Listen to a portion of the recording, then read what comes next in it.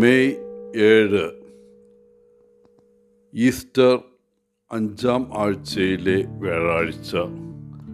യോഹന്നാൻ 15:9 മുതൽ 11 വരെ വാക്യങ്ങൾ. ഒരിക്കൽ ഒരു തലതൊട്ടപ്പൻ തൻ്റെ ഗോഡ്സ് ചൈൽഡിൻ്റെ വീട് സന്ദർശിക്കുകയായിരുന്നു.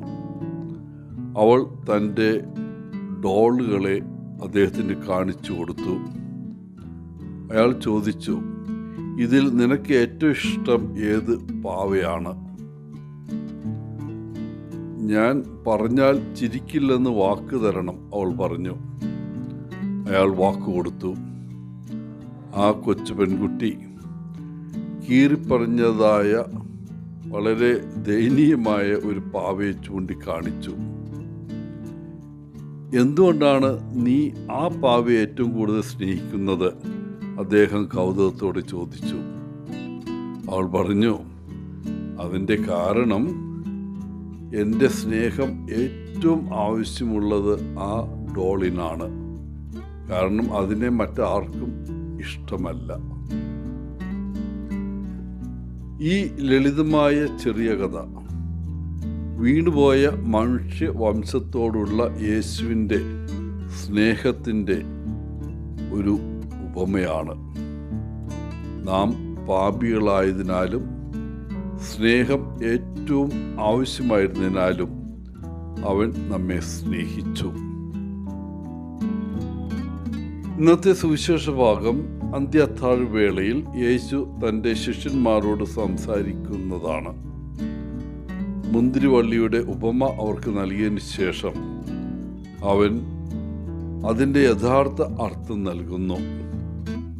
പിതാവും പുത്രനും തൻ്റെ അനുയായികളും എല്ലാവരും സ്നേഹത്തിൽ ഒന്നിക്കണം.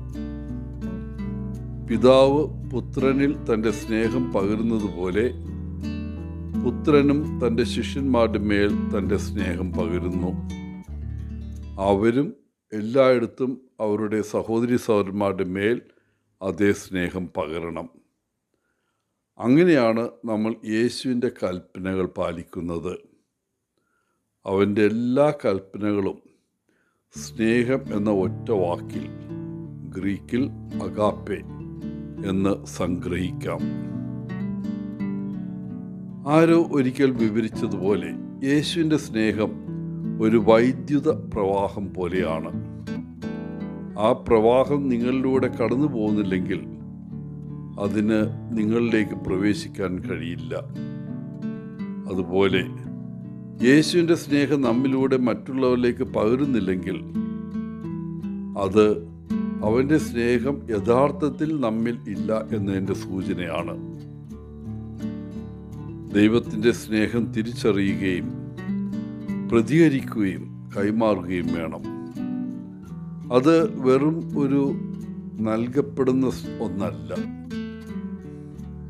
ദൈവസ്നേഹത്തിൻ്റെ ഫലം സന്തോഷമാണ്. യേശു അനുഭവിക്കുന്ന അതേ സന്തോഷം.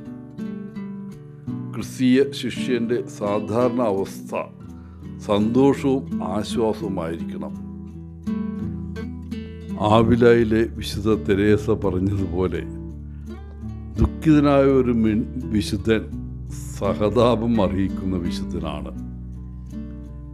കാരണം അത് ഒരു വിരോധാഭാസമാണ്, വൈരുദ്ധ്യമാണ്. ചില ക്രിസ്ത്യാനികൾ തങ്ങളുടെ വിശ്വാസം വളരെ ഗൗരവമായിട്ടെടുക്കുന്നു, അസഹനീയമായ വിധം. യേശുവിൻ്റെ സ്നേഹം അവർ ഇതുവരെ അനുഭവിച്ചിട്ടില്ലേ എന്ന് സംശയിച്ചു പോകും. അവർ അനുഭവിച്ചിട്ടില്ലെങ്കിൽ, അല്ലെങ്കിൽ അനുഭവിച്ചിട്ടുണ്ടെങ്കിൽ തീർച്ചയായിട്ടും ആ സ്നേഹം മറ്റുള്ളവരിലേക്ക് സന്തോഷത്തോടെ ഒഴുകില്ലേ.